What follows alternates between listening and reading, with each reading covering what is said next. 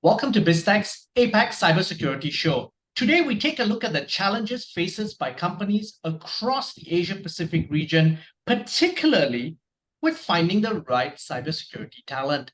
Now, to share insights on this topic and to tell us more about the company, we've got Alvin Tan, Regional Vice President at Tanium. Tanium is a cybersecurity and systems management company that provides endpoint security and management solutions to organizations. Now, on that note, Alvin, welcome to the show. Thanks for having me, Brian. Now, Alvin, for a start, what are some of the key factors contributing to the widening gap of cybersecurity talent in the Asia-Pacific region?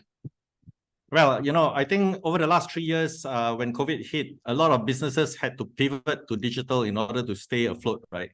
So one of the key parts about pivoting to digital is that they do need to protect their digital infrastructure. So as more companies come on board online, more talent is needed, and therefore we are very, very short of talent. Already we were very short before the pandemic. And this is also driven partially by the fact that just cybersecurity not only has come up to the top level of awareness among C-suites, but also the fact that there's rising incidences on an exponential level in terms of growth, in terms of cybersecurity attacks across the world. Yeah, that's the other side of the coin. When there's a downturn, right? So some industry recovered very quickly with digital, but some other industry could not recover. So when there's a downturn, a lot of these people are laid off and they tend to turn to cybercrime. One of the things that we found is that when there's a recession or when there's an economic downturn, people turn to cybercrime because a lot of the crime are cross-border, and the legislation in many countries do not allow them to chase criminals outside of their country. So it is actually quite a safe haven in some ways because of this gap, that people are able to kind of jump over to the bad side of cybersecurity. And so, Alvin, one of the key things, and you've alluded to this, obviously, cybersecurity and cyber criminals have become a lot more organized, and it's an interjurisdictional challenge. How are companies like Tanium helping organizations protect themselves better? Well, we think in order to protect yourself better, it starts with knowing what's going on in your organization. What we have found is that in many cases, right, you can Google stuff and you get back answers in seconds from Google. But if you ask yourself, how many endpoints do I have? Many organizations struggle to answer that question. When we probe a little bit further and we say, how long will it take for you to know how many endpoints you have? And they will say, well, probably I'll send some people out, after a month, they'll get back the answers. That's despite them already being pretty far along in the digitalization journey. And so this is a challenge, isn't it? Yeah, exactly. You can't protect what you do not know. And as a result, right, it starts with knowing. So how Tanium helps with that is that we do have this neighborhood watch concept where the neighbor will know whether you exist, and if you exist, then we should know that we need to protect you. Okay, tell us more about that, this neighborhood watch concept. Yeah, so when you set up your network and you issue laptops, let's say, to your employees to start working, a lot of times, right, there is a flux, the flux of assets that you own.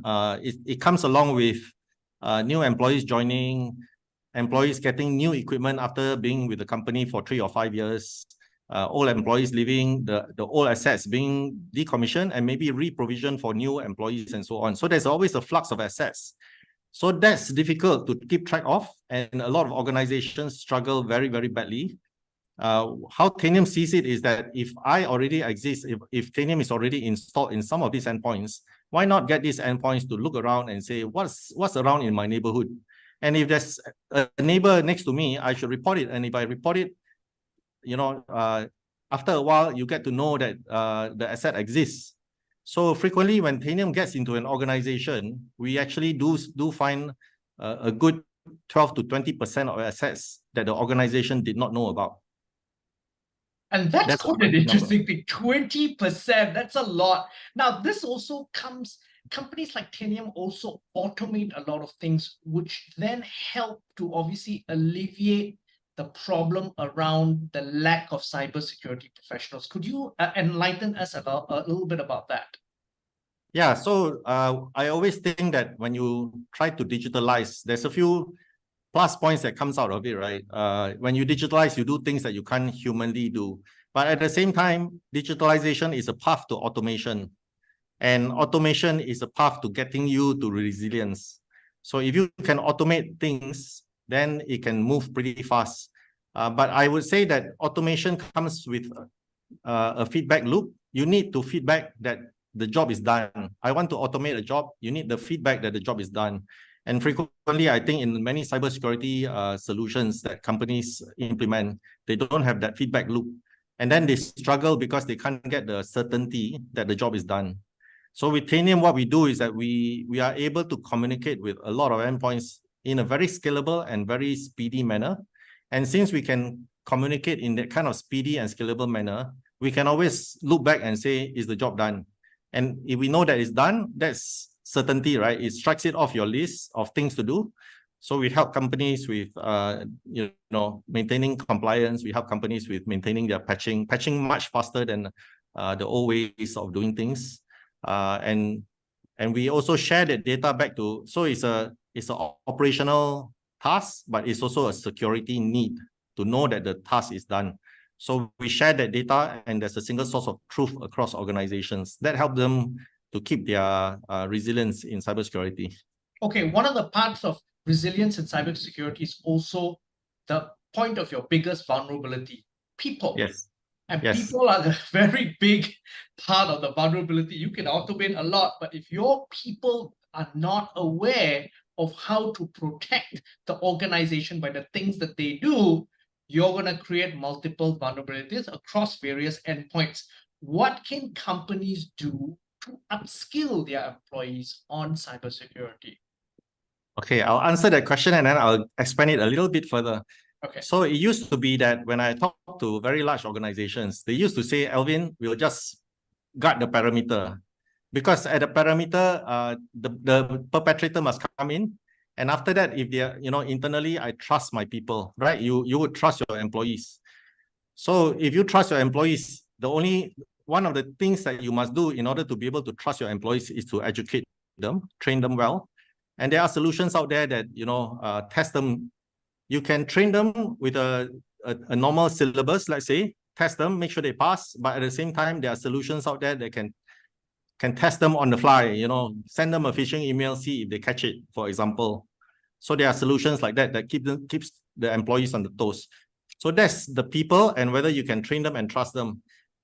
If you take that a little step further, in recent years, we found that, yes, you can trust your employee, but can you trust the devices that your employees use? And they are actually one and the same, right? To the IT, when you look at your IT infrastructure, the people and the device that they use, they're the same. They're actually the same. They carry the same identity because when the device comes in, you assume that the person comes in too. When they log in with the same user ID, right? So what Tanium does to help with that is that we also help to ensure posture of the device, that the posture passes what the organization wants before that device is allowed into the organization. And that's actually, in an industry term, that's a zero trust implementation. To trust nobody, to trust no one, and actually not to trust the device as well until they are verified to be clean. Yeah. Now, given all of this, and again, we just talked about in a zero trust environment, the fact that the human element then and the vulnerability, the risk of that is reduced. How else is the industry transforming itself to really negate the impact of the widening gap in cybersecurity talent? I think a lot of things needs to be back to the word automation, but also a lot of things, a lot of pipes need to be laid, a lot of roads need to be laid in order for you to react fast. So we always say, what can you do pre-attack? What can you do post-attack?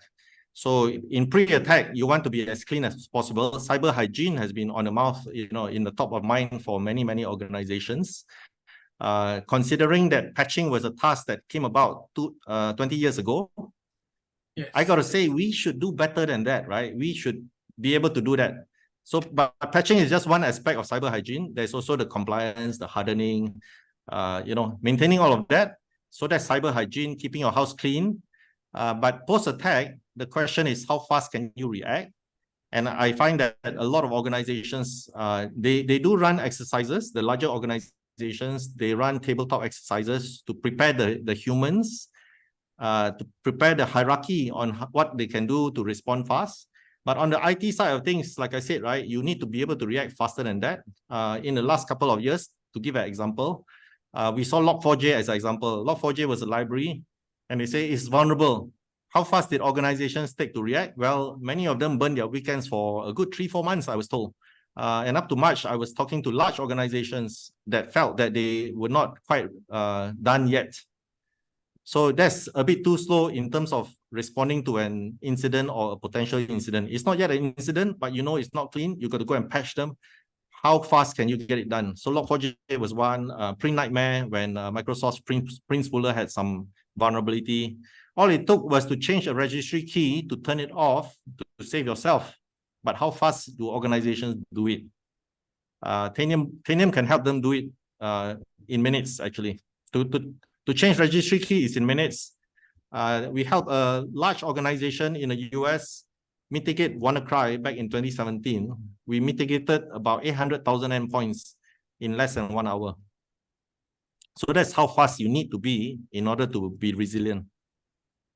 It's been a fascinating conversation, Alvin. I've actually learned a lot. I'm also, as you can see from my face, thinking about a lot of the things that you've just mentioned. But before we leave, any final thoughts you'd like to leave the audience with? Well, cybersecurity is a constantly evolving landscape. That's one of the key things about cybersecurity. So what we know about it 3 years ago probably has changed. Whether it changed a lot or changed a little, but it has changed for sure. By in 3 years it would have changed. And so for the people who are in the cybersecurity industry, there's a constant learning curve. I would say, right? You have to keep up to date. You have to keep learning. You have to keep on learning what is out there. Meanwhile, the hackers are in the dark. They are thinking about new ways. The latest new way I heard was about Booking.com, right? That they didn't just go to the hotel to hack the hotel. They hacked the booking portal of another company that basically does the ticketing for the hotel. And by doing that, they get to the end user and then they send phishing emails to those end users. So you think about it, wow, there are many ways, social engineering as well. When in Singapore, we hit many of the scams, it tends to be like that, a lot of social engineering as well. Alvin, thank you very much for taking your time to be on the show. Thanks very much, Brian, for having me. Now, we've been speaking to Alvin Tan, the Regional Vice President at Tanium. This interview will be on our website, www.biztech.asia, as well as our syndication partners, TV stations, radio stations, and websites. Thanks a lot for tuning in.